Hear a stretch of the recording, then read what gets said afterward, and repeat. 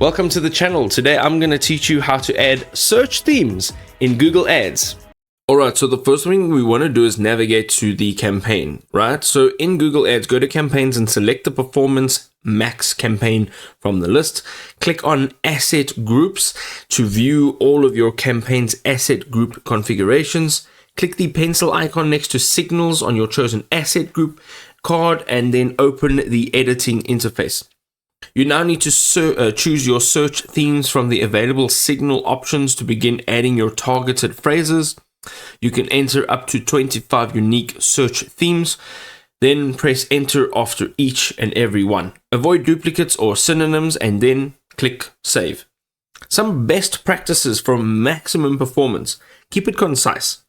This means limit each theme to 80 characters maximum for optimal performance as well as clarity.